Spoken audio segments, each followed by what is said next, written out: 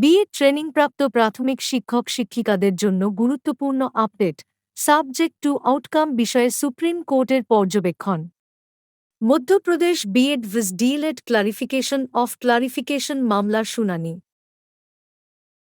Supreme court থেকে বিএডদের বড় স্বস্তি।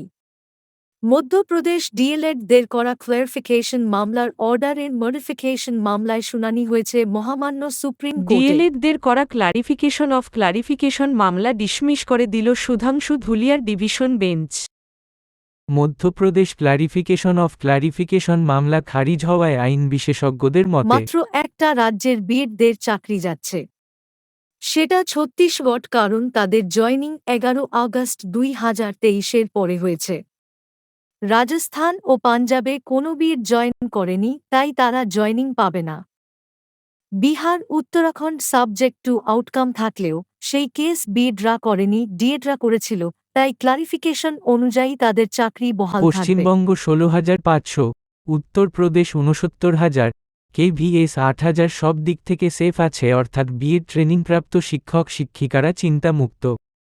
আমাদের career Bangla YouTube channel subscribe করে পাশে থাকুন। ধন্যবাদ।